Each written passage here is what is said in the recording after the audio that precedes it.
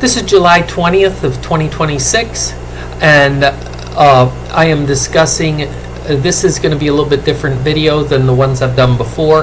This is an integrated Federal Register review of 6 conservation actions as policy fallout from the endangered species harm definition change that happened about a week ago.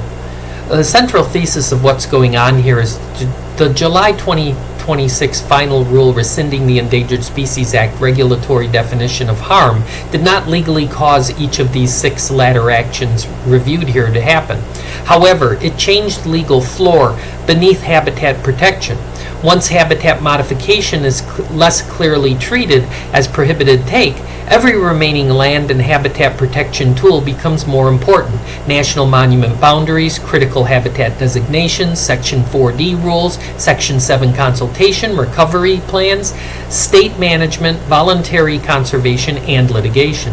These 6 actions should therefore be read together as a broader federal shift away from broad precautionary habitat protection and towards narrower, more discretionary, more politically reversible conservation tools. This review is, here I'm reviewing 6 Federal Register actions published in the days after the harm final rule. 2 presidential proclamations modifying Utah national monuments and 4 Fish and Wildlife Service actions concerning the grizzly bear, Canada lynx, razorback sucker, and Hawaiian stilt. The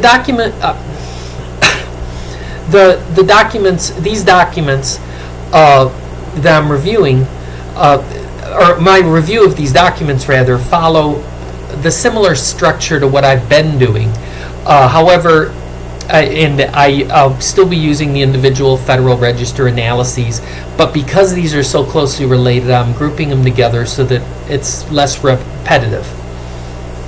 Okay, so let's go over the front matter of each of these 6 regulations. So what's the name of the regulation, what agency or authority issued it, the citation and its date, and I'm not even going to give you the citation and the date. You can look them up by their title and it'll come up if you just do a Google search. Okay, the first of these is modifying the Bears Ears National Monument. This was a presidential proclamation by President Donald J. Trump, and there is nobody to contact for this because it's a presidential action. Of course, you could talk to your congressman or whoever you want to that's involved in the government, or you could even leave a message at the White House, I guess. Then we have the second one is modifying the Grand Staircase Escalante National Monument. That also is a presidential proclamation by Donald J. Trump, and again, there is no contact information. Number 3 is the grizzly bear listing on the list of endangered and threatened wildlife with a revised Section 4D rule, proposed revision of protective regulations under Section 4D.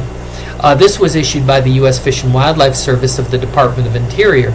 And Hillary Cooley is the grizzly bear recovery coordinator in the U.S. Fish and Wildlife Service, who you would contact about this new rule.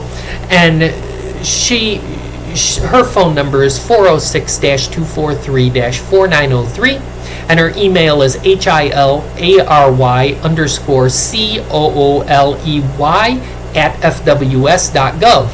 Of course, this information is right off of the Federal Register. It's public information that they provide so that you can make comments. So, the fourth notice is the revised designation of the critical habitat for the contiguous U.S. distinct population segment of the Canada lynx. This also is issued by the U.S. Fish and Wildlife Service of the Department of Interior, and Amity Bass, the field supervisor for the Montana Ecological Service Field Office, is the contact person at 585 Shepherd Way, Suite 1, Helena, Montana 59601, and her phone number is 406-449-5225.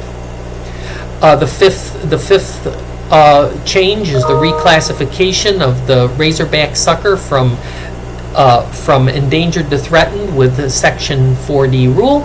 Again, this is the U.S. Fish and Wildlife Service, and Julie Stolle is the program director of the Upper Colorado River Endangered Species Recovery Program. and you can contact her at 720-697-4933. Her email address is julie_stahli@fws.gov. The last announcement was the reclassification of the Hawaiian stilt from endangered to threatened with a Section 4D rule, again by the U.S. Fish and Wildlife Service, and the lead who you can contact is Aaron Nadig.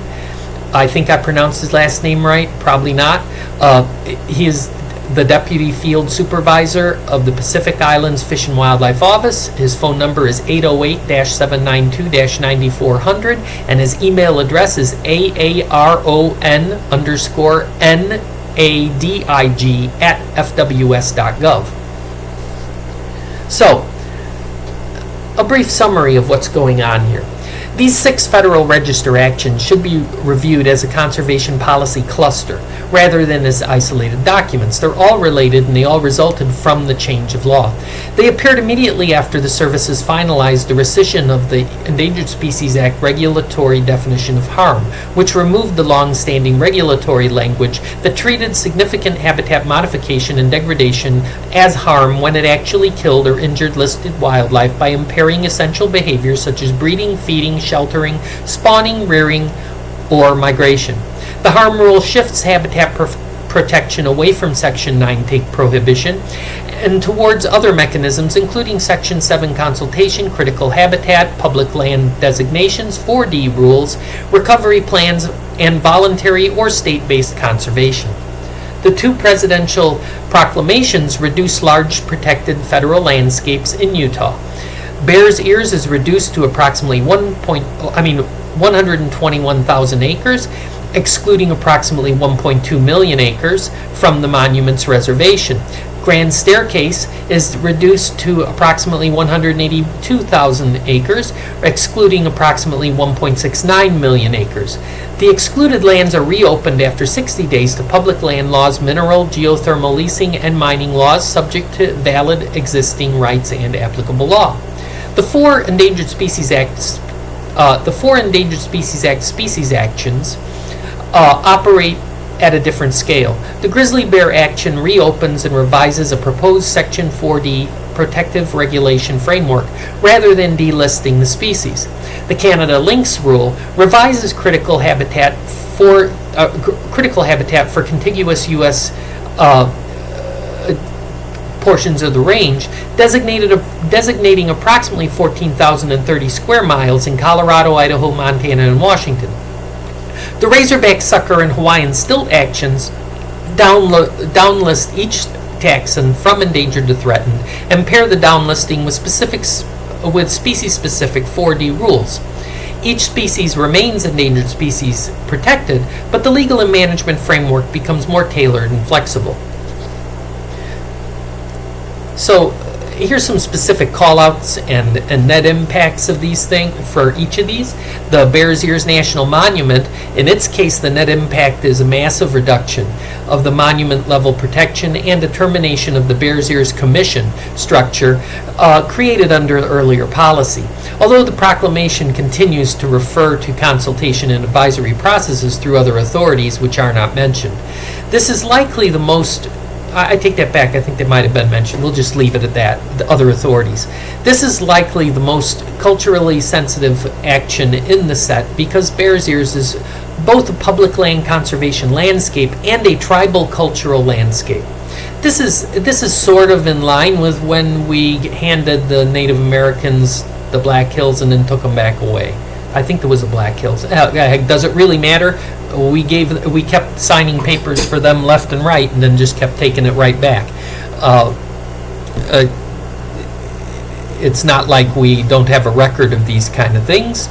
The Grand Staircase Escalante National Monument, in its case, the net impact is another very large reduction in protected acreage and a shift towards narrower, object-focused monument protection and multiple-use management.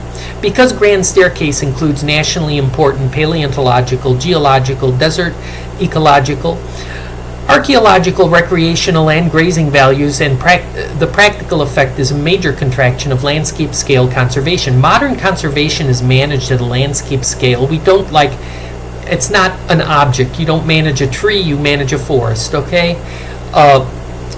The grizzly bear's action, its net impact is not immediate delisting, but movement towards a more flexible, protective regulation framework that would likely increase state management discretion.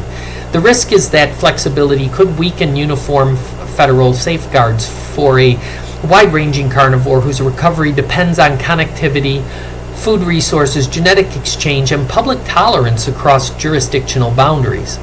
The grizzly bear is not a local issue. It is a wide-ranging issue across many states. In fact, an individual can cross many states in its wanderings.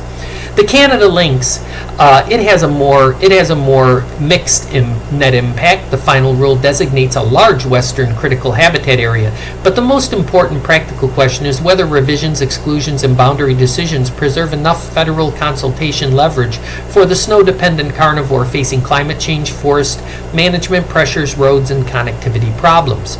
The razorback sucker has a net impact is a formal improvement in its ESA status, and that's sort of basically it's if you believe why they changed it, then it would be that the population is better. If you don't believe it, you're going to think that, well, they're just dropping it so they can do things and don't really care. And either one is possible. Okay. This indicates that the service, at least at this time, believes the species is no longer currently endangered. However, the species remains conservation reliant because altered river flows, dams, non-native fish predation, and recruitment limits continue to shape its future risk. Remember that these listings are political listings. They aren't necessarily biological or ecological. They are a policy statement when we list things as endangered or threatened. The Hawaiian stilt, in its case, the net impact is another downlisting paired with a 4D rule intended to preserve protection while facilitating wetland and predator management activities. The concern is that the bird remains vulnerable to predation, non-native vegetation, water level problems, botulism, urban development, water diversion, contaminants, tropical cyclones, and sea level rise. The reality is that one could question whether the people who are responsible for these rules have taken any advice from anybody who has any knowledge or understanding of ecology and wildlife populations, or if they just took advice from people who want to buy, drill, and mine the land. Either of those are, I'm not taking a side there. You figure it out for yourself, I guess. How these actions change previous policy. So the central policy change is that the rescission of the ESA is the rescission of the Endangered Species Act harm definition. Before the 2026 rule, federal regulations explicitly treated significant habitat modifications and degradation as harm when it actually killed or injured wildlife through impairment of essential behaviors. If you can't breed, the population is going to cease to exist.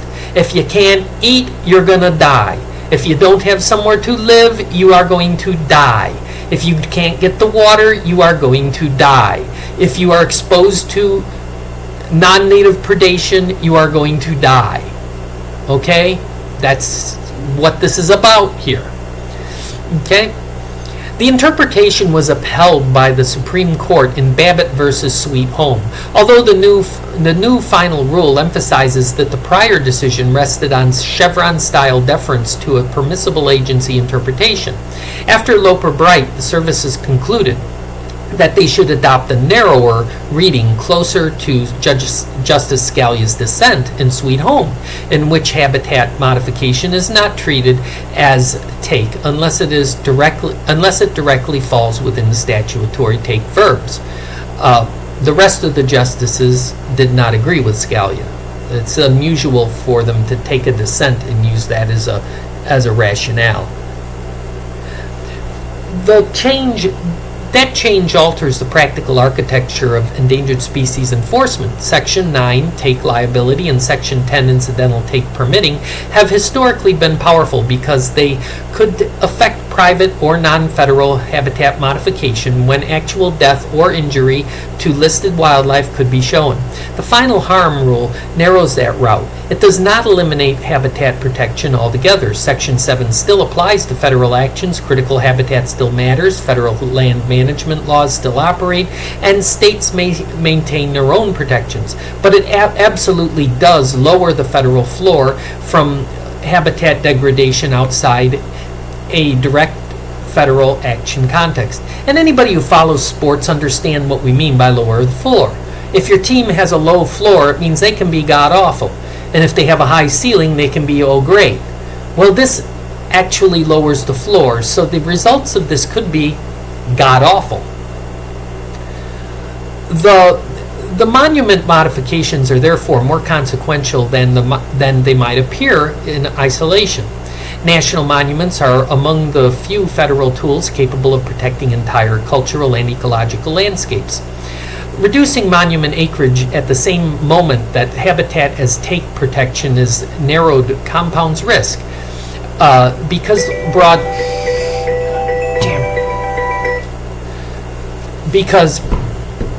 it compounds risk because broad darn it, where was I at? I just lost my train of thought. Okay. The monument modifications are therefore more consequential than might appear in isolation. National monuments are among the few federal tools capable of protecting entire cultural and ecological landscapes. Reducing monuments' acreage at the same moment that habitat as take protection is narrowed compounds risk because broad landscape protection becomes less available just when the species and habitats may depend more heavily on such tools. And in other words, it's a recipe for disaster. The proclamations state that excluded land remains subject to other laws, including the ESA, FLPMA, NHPA, ARPA, and NAGPRA, and paleontological resource protections. However, those laws do not automatically recreate the integrated land use constraints, management priorities, or symbolic conservation status of a national monument. The Canada Lynx action shows why critical habitat becomes more important after the harm rule. Critical habitat is not a general preserve system, and it does not automatically regulate wholly private conduct. However, it remains one of the ESA's explicit habitat mechanisms because the federal agencies must avoid actions that destroy or adversely modify designated critical habitat. Therefore, after the harm rescission, critical habitat boundaries carry more weight. Every inclusion, exclusion, and revision may affect how much habitat protection remains when the federal nexus exists. The Lynx rule revises Western critical habitat and states that the revision responds to issues raised by the District Court of Montana regarding the 2014 designation. This is a good example of where if I were living in those areas, I would not change my behaviors to comply with the current rule, because these rules could go back the other way and then you're going to be in a real fix. It's just not smart. These were not one could argue whether these were well thought out rules when they were put in. They're well thought out for the purposes of the goals that are intended by the administration. However, the implications for the private property owners and the people who might choose to use these properties are not really something I would want to mess with, because it could end up blowing up in your face. And it would only be a couple of years more than likely. Doesn't even have to be a presidential change. Just have Congress change, and this could have some serious blowback. The grizzly, razorback, sucker, and Hawaiian stilt actions demonstrate the expanded importance of Section 4D rules. For endangered species, ESA prohibitions apply broadly. For threatened species, Section 4D allows Fish and Wildlife Service to adopt a more species-specific regulations that are necessary and advisable for conservation. This can be a strength because it permits practical management, conservation exceptions, and conflict reduction. But it can also reduce protections if agency discretion is used to narrow prohibitions before threats are controlled. After the harm change, the text and scope of each 4D rule becomes more important because the broad habitat as take liability is less available as a backstop. The Bears Ear, in the case of Bears Ears, this previous Biden-era policy restored the monument to roughly 1.36 million acres. The new proclamation reduces it to approximately 121,000 acres. This excludes 1.24 million acres from the monument and reopens excluded lands after 60 days to mineral, geothermal, mining, and public land laws. It also alters the tribal co-management advisory architecture, making the action a public lands, cultural resources, and tribal governance change, not only a conservation change. Grand Staircase Escalante, its previous policy restored the monument to approximately 1.87 million acres.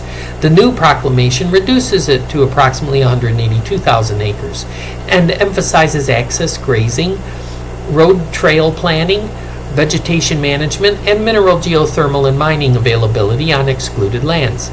That marks a shift from broad Clinton-Biden landscape protection to smaller, object-based monument footprint.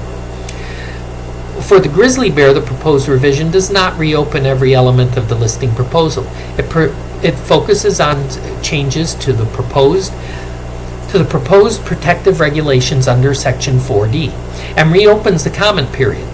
The policy movement is towards more flexible management while retaining federal threatened species status, at least for now.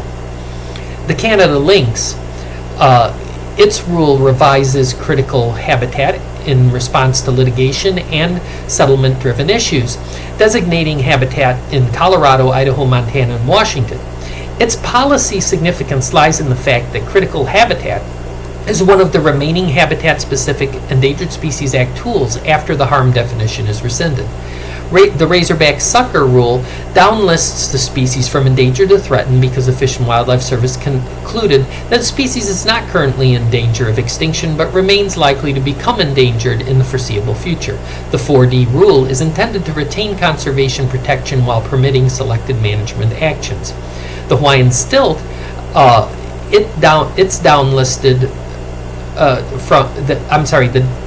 this downlists the subspecies from endangered to threatened, recognizes the Hawaiian common names, and adopts a 4D rule. The legal status becomes less urgent than endangered status, but the service expressly recognizes continuing threats and ongoing dependence on active management. The rationales for these actions are several. Across the 6 actions, the administration's rationale is the conservation policy should be more legally bounded, more tailored, and more compatible with state, local land use, traditional uses, resource development, and species-specific management. The harm rule is presented as a legal correction after the Loper-Bright, not primarily as a biological reassessment. The monument proclamations are presented as a correction of the Antiquities Act overreach. The ESA species actions are presented as technical science-based listing critical habitat or 4D decisions. Together they reflect an emphasis on narrowing federal protection to what the administration views as statutorily necessary. This is one of those places where you see why executive orders are not a good way to manage environmental, or for that matter, most things, because they are transitory. They can change left and right. However, interpretation of laws tends to be more stable, and some of these things that are being implemented, I mean, we've already got a lawsuit issued on the harm rule, which should actually cause a lot of this stuff that they're doing in response to the harm rule should also be frozen in place until the judges get a hold of it and make some kind of a interpretation to determine what should really be done. For the monument actions, the rationale is heavily textual and resource-oriented. The proclamations repeatedly invoke the Antiquities Act requirements that reserved parcels be limited to the smallest area compatible with protection of the objects. And the frank truth is that this was just a declaration the president did, and now this president has taken it away. The ideal thing would be for Congress to pass the establishment of some type of a natural area in that region if we want to protect it. They argue that the earlier proclamations protected generic landscapes, common resources, and resources already protected by other laws. They also identify federal management capacity and domestic mineral resource independence as reasons for reduction. This rationale defines monument protection as narrow object protection rather than broad landscape conservation framework. And as we know, modern conservation recognizes that landscape scale management is what protects species. Object-centered stuff really doesn't do a whole lot. For the species actions, the rationale is more biological but still reflects regulatory tailoring. The grizzly proposal asks for comments on revised protective regulations and signals potential separation of final listing and 4D determinations. The Canada lynx rule states that the revision fulfills obligations under the settlement agreement addressing issues raised by the District Court of Montana. The razorback sucker and the Hawaiian stilt rules both state that the species no longer meet the endangered definition, but still meet the threatened definition, and both use 4D to maintain protections while facilitating conservation and management. When we look at the bear's ears a little more closely, the proclamation argues that several objects listed in the Biden Restoration Proclamation were too generic, too common in the region, or already adequately protected by other laws. It also cites critical minerals such as silver, copper, molybdenum, lead, uranium, vanadium, and zinc as relevant to national security and domestic supply.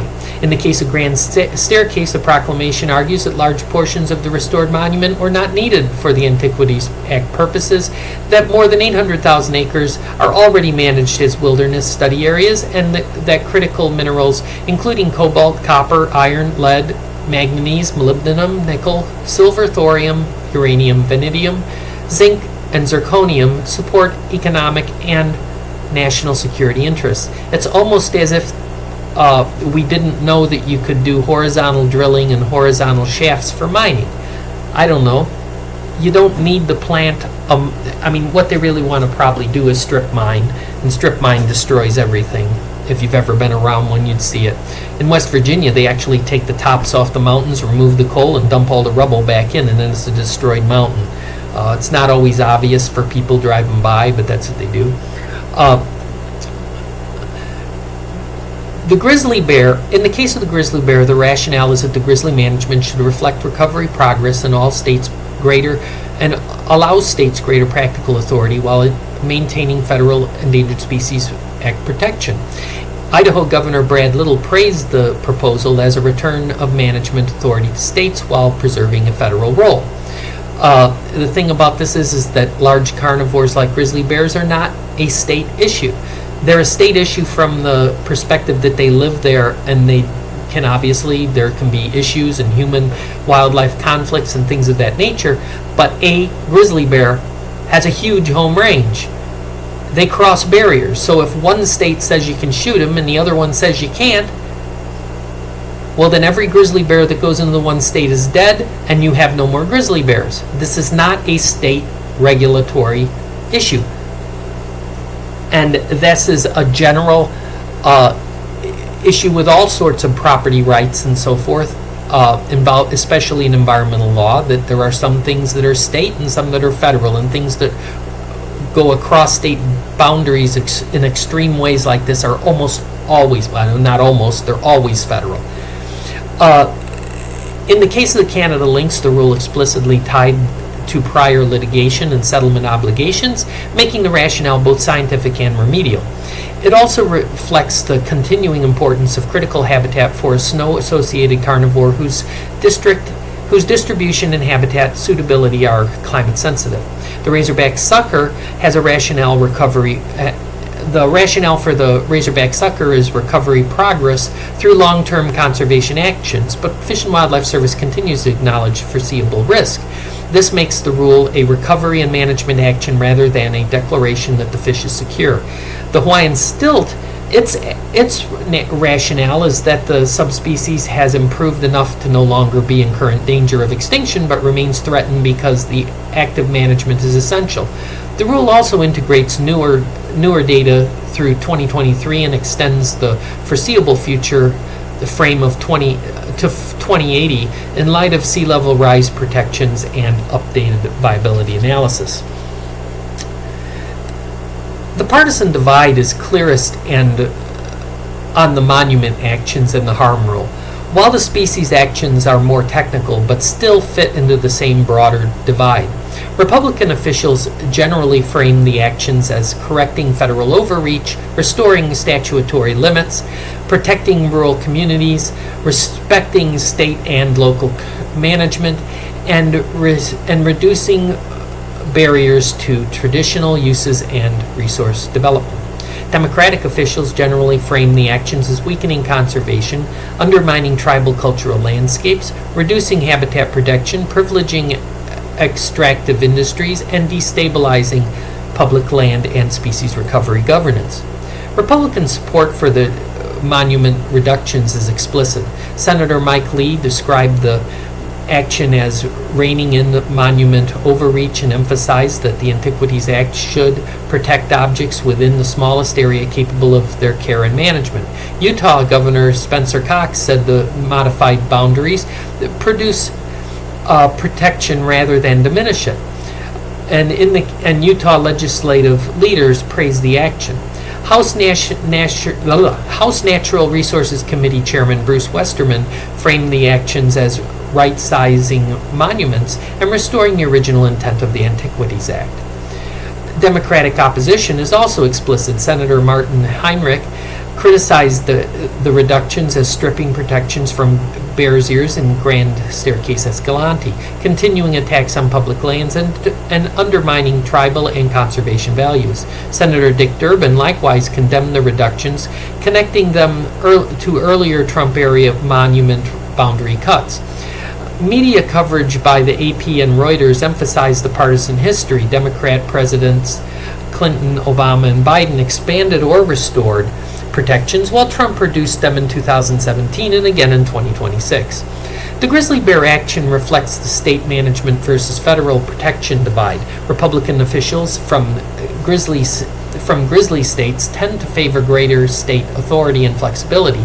Conservation-oriented Democrats and environmental groups tend to emphasize the grizzly recovery requires connected habitat, genetic exchange, and conflict management, and multi-state consistency. That debate echoes the harm rule divide. Should federal law provide a broad protective floor for habitat and recovery, or should management be more state-tailored once a species improves?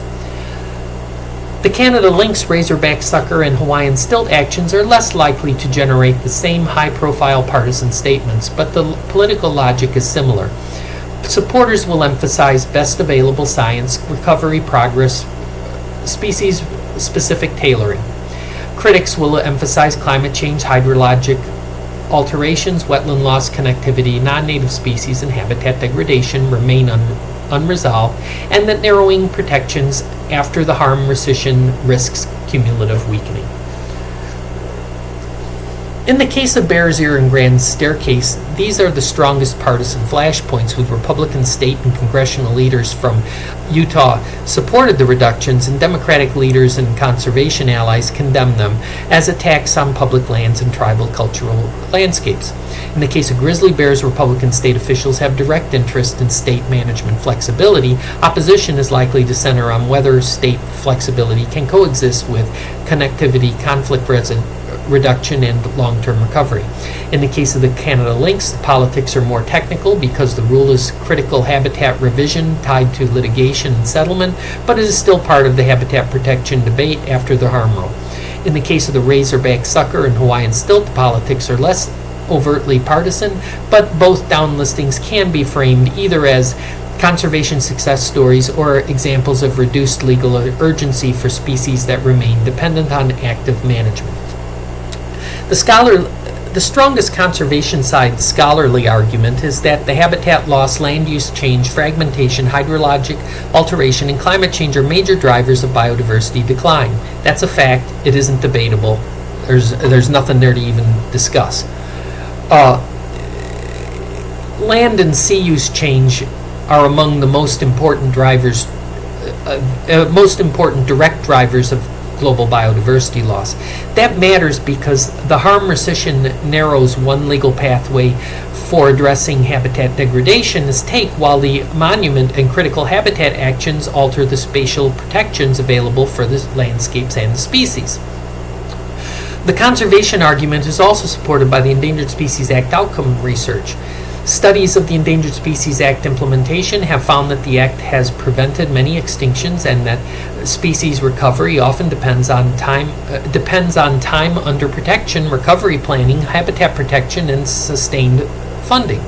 This supports the democratic conservation position that weakening any major habitat protection mechanism should be treated cautiously, especially for species whose threats are chronic and habitat-based. The legal background also supports caution. In Babbitt v. Sweet Home, the Supreme Court upheld the agency definition that included habitat modification as harm when it actually killed or injured wildlife.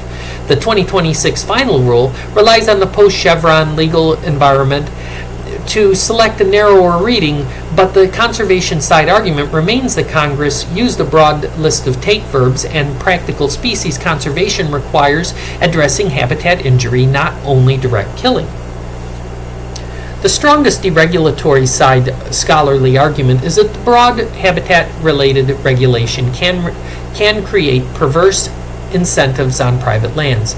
Luke and Michael's red-cockaded woodpeckers study is a classic example. They found evidence that some landowners preemptively harvested timber to avoid potential ESA restrictions. That does not establish a rescinding the harm definition is biologically wise, but it supports the broader Republican argument that conservation restrictions can backfire unless paired with incentives, safe harbors, regulatory certainty, and cooperative conservation. And in fact, this component, I think that there is merit to this argument.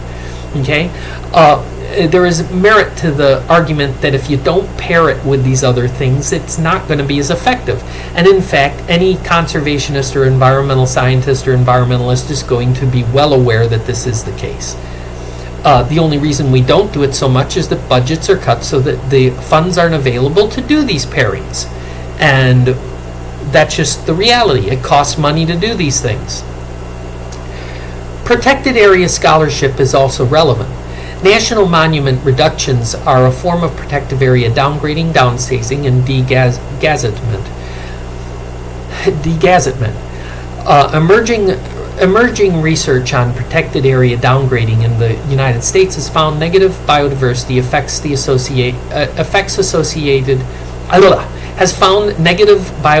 effects associated with such changes, especially for species near affected areas.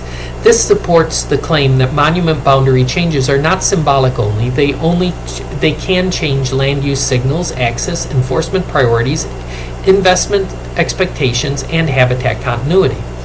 A balanced scholarly reading, therefore, does not say that every narrower 4D rule or every downlisting is automatically bad. Species-specific rules can be useful, and downlisting can reflect real recovery. But the science does strongly warn against cumulative weakening and habitat protections, especially when species are conservation-reliant, climate-exposed, or dependent on large connected landscapes. Landscape scale protections can maintain ecological connectivity, cultural landscapes, watershed processes, and paleontological and archaeological resources. The counter-argument is that the monument boundaries should not exceed what the Antiquities Act permits, that other laws can protect some resources without broad land reservation. I'd argue that in this particular case, it might be wise for some new laws or new laws. I'd rather have laws than policies. Policies change all the time. Some new laws to either modify the Antiquities Act or some new laws that fill in this missing gap to allow so that these areas are protected properly instead of just being on again. Today they're protected, tomorrow they're not. Today they're protected, tomorrow they're not. It's like some kind of a little game with a little 3-year-old. In the case of the grizzly bear, the scientific question is whether population recovery can persist under more flexible management. For large carnivores, connectivity and human tolerance are often more important as population and human tolerance are often as important as population counts. The Canada lynx, in that case, the critical habitat is scientifically important because the lynx depend on snow-associated habitats and prey dynamics. Climate change makes habitat boundaries and connectivity particularly consequential. In the case of the razorback sucker, the science is hydrologic and ecosystem level. Dams, flow alteration, non-native predation, and nursery habitat shape recovery more than direct take of the individual fish. In the case of the habitat stilt, the peer-reviewed discussion is the rule itself highlights management dependence, sea level rise, and concern that downlisting could reduce perceived urgency. That makes the 4D rule and continued wetland management central to the biological outcome. The species and places most affected by the broader policy shift are those that depend on habitat integrity more than protective and direct killing alone. The harm rule narrows the use of take liability for habitat degradation. Therefore, species that require large connected landscapes, specialized hydrology, wetland management, forest structure, and climate refugia become more dependent on climate habitat. Federal consultation, federal land designations, carefully drafted 4D rules, and state conservation programs. Bears Ears and Grand Staircase Escalante are the most affected places because millions of acres are moved out of the monument reservation. Even though excluded lands remain federally owned and subject to other laws, monument status integrates the conservation, cultural resource protection, landscape integrity, management priority, and public expectation. The proclamations opening of excluded lands to mineral, geothermal, leasing, and mining laws after 60 days is therefore a substantive land governance change, not just a map correction. Among the species, grizzly bear and Canada lynx are strongly affected because they depend on large connected landscapes. Grizzlies require secure habitat, movement corridors, food resources, genetic exchange, and human tolerance across state and federal boundaries. The Canada lynx depends on snow-associated forest systems, prey availability, and connectivity among suitable habitat patches. If the harm rule reduces the habitat as take leverage, then the federal land management, critical habitat, and 4D rules become proportionately more important. The razorback sucker and Hawaiian stilt are affected differently. The razorback sucker depends on river system function, including flow regimes, floodplain nursery habitat, and non-native fish control. The Hawaiian stilt depends on active wetland management, predator control, water level management, and resilience to sea level rise. Both may be justifiable downlistings if recovery data support the change, but both remain conservation reliant and vulnerable to habitat degradation. From a socio-ecological system the relevance to socio-ecological system is as follows. These actions are highly relevant because they operate in the interface of law, land, species, water, culture, economics, and governance. The harm rule changes the legal relationship between habitat degradation and species injury. The monument proclamations change the governance of public landscapes. The Endangered Species Act species rules change the regulatory state's critical habitat and management flexibility for species embedded in a complex human natural systems. The monument actions are especially socio-ecological because Bears Ears and Grand Staircase Escalante are not simply scenic lands.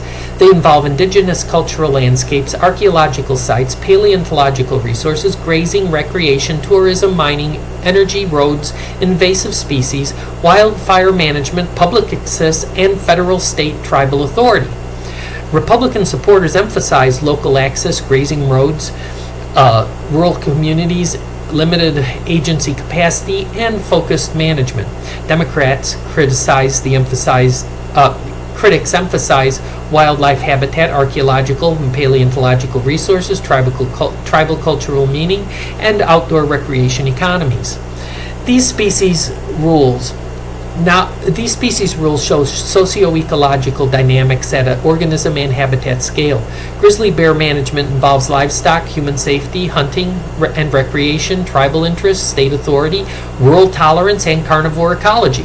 Canada lynx management involves snowpack, climate change, forest management, roads, federal land decisions.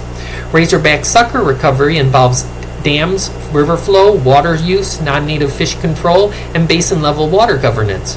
The Hawaiian stilt recovery involves wetlands, coastal development, water diversion, invasive species, botulism, sea level rise, and urban land use. The most important cumulative feedback is this. If habitat as take protection is narrowed, the large protected landscapes are reduced, and the species-specific rules are made more flexible, then each action may appear defensible on its own terms, while the combined effects lower the conservation floor. That cumulative effect is the central sociological issue. Anybody who follows sports knows that when they have a team they follow, when we say that the team has a low floor, we're saying, sometimes they'll say, well, they have a high ceiling, but they got a really low floor. That means the team could be like a powerhouse, or they could stink royally.